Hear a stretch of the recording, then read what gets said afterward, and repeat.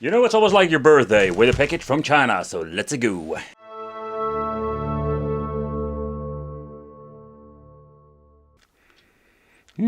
Smells nice. But the thing is, like, it doesn't smell like chemical. We do have like the rubber select and start. We do have like the two kind of different buttons, but you can see like the button quality. There are even like some different levels and it feels really cheap. We have like the hollow buttons and the other ones, very nice. But what makes this thing really unique is, of course, the Nintendo Switch. So what they didn't do with the freaking handheld, they did do with this bloody thing. I'm like, why? Why couldn't you like add this one over here? It would be such a big like improvement. There's only one connection, so yeah, the little bit of a bummer with this is like one connection, so if you need to charge it and play a game, it's not going to be working. So let's charge this bloody thing and let's see what we're going to get with the menu. Okay, so the first thing that we need to do is remove the screen protector, or oh, damn it. I think that was not, what the hell is going on? So normally you need to basically peel off this part of it, but they messed it up. Damn it. Ah. Alright, so let's try to remove this freaking thing. I'm just going to do it from this angle. Let's remove it. The main problem with these things are like they're super scratched up. Ah, that's much better. But it didn't imply, no, they didn't like put the screen protector on right, because you can see some air over here and there's no way to get it out. So, oh man, what a pain in the ass. So let's boot this thing up. Alright, so in the meantime that is going to be charging. Let's take a closer look at menu.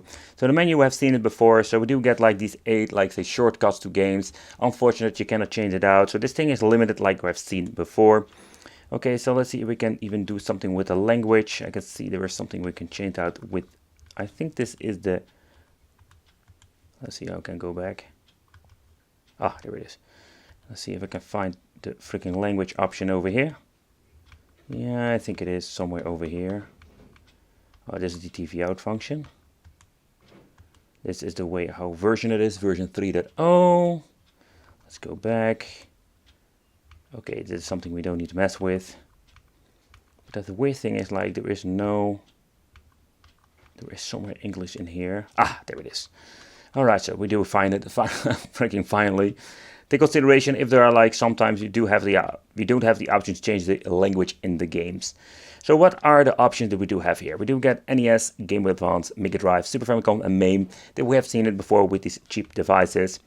So let's boot a couple of the games. Like the menus are basic. Yeah, you only see some files. That's it. If the files names are completely messed up, they messed up the file naming or over here. So take that into consideration. That they got some questions in the past about that.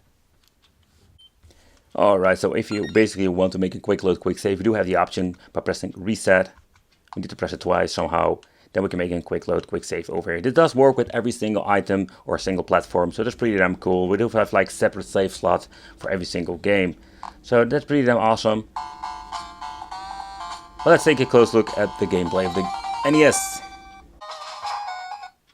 Alright, so the Famicom part is not bad at all. Okay, so let's plug out this charger for now. Let's plug in the controller. Let's see if we can just plug it in and start gaming. Okay, so let's see if it's going to be working. Versus player. Let's see if it works, or do we need to reset it. So here you can see it doesn't do anything. Alright. Yeah, it doesn't have enough power, but let's reset it again and let's do that again. Okay, so it's clearly they're using PAL games because it sounds a little bit slow. Another thing I found a little bit of a bummer with the display, you can see like the viewing angle of the 3.5 inch is not great. You can see like some back bleeding from the display over here. Alright, so let's see how this plays with this horrible freaking joystick. Just freaking start the bloody thing. Yeah, absolutely. Holy shit, you can see an old shitload of screen tearing. You can see them, oh man, like this is absolutely garbage.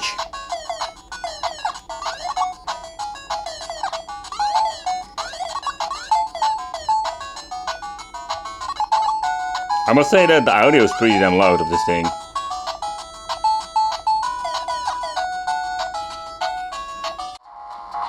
Alright, so let's adjust the volume. Okay, that seems to be working just fine. Alright, so let's take it close over here. got race mode, battle mode. So let's play some Game Boy Advance.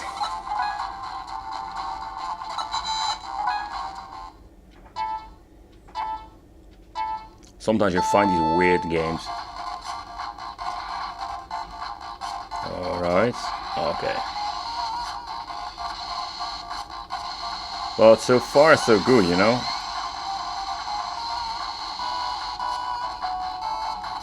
I personally never played this game before.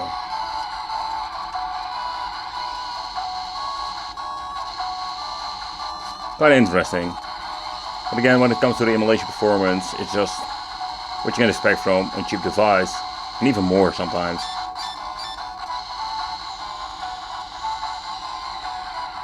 Reset, and then we can go back to the main menu. Alright, so let's try some Sega Mega Drive or Genesis, known by many people.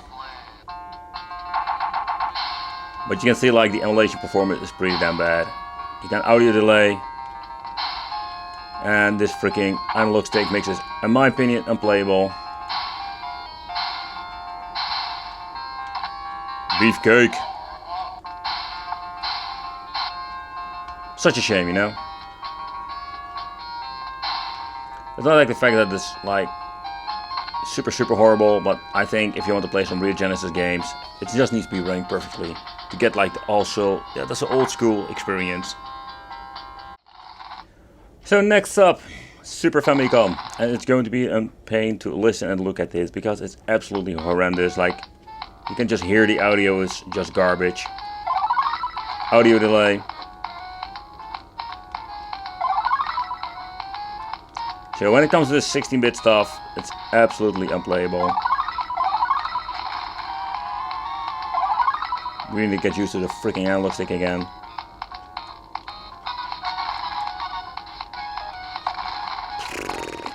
This is what I mean, like, oh, horrible.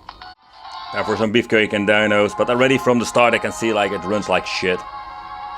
Like it had some weird stuff going on. The game even started and I could still hear the freaking title screen. So let's see. Oh, that's freaking analog stick, I hate it.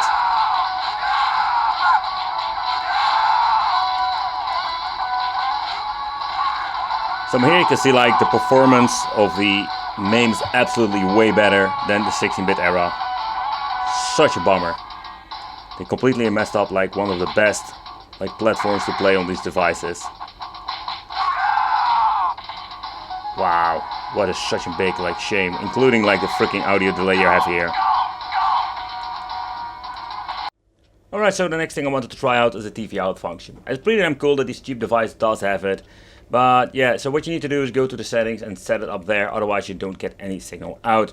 So next thing I wanted to try to do, I think my battery is charged enough, I just wanted to check out the MAME, let's see, plug in an extra controller, because that's one of those functionalities that's absolutely great. You can just use this thing like in game system. You can see like there is no image on the display over here, so everything has been put out to the TV out, including the audio. So let's boot up a game and let's see if we can play with 2 players on the TV out function. Okay, so I did a full reset on this bloody thing and nothing seems to be working. You can boot it up, but you cannot use the second controller. I don't know if this is going to be a severe issue. I tried a couple of games, a couple of platforms, but I reset the system a couple of times. I tried everything. It's absolutely garbage. Another thing I'm also noticing is like there is no audio somehow. Alright, so yeah, what do I think of the TV out function? It's a big disappointment for sure. So the only thing I can do is like basically reset it over here, leave it on, just to see, let's mess around with the cables, maybe something is going on. Let's plug it over here. Alright, everything has been plugged in the right position. Let's boot it back up. But you can see nothing works. So the TV out function is absolutely broken. Let's plug back in. Come on. Nope, nothing at all. I'm gonna say this is basically the first time that they messed it up when it comes to the TV out, especially when it comes to the audio quality. The video quality in general, it's not great. or better said, like audio quality, the audio signal out, because this is not working at all. But I think like one of those features that would be great with a device like this. You bring this thing on vacation, you plug it in television, you plug in your second controller. The only downside is you cannot really charge this thing, so you need to add like a second micro USB, especially for charging this device. So this thing has a lot of flaws and a lot of problems.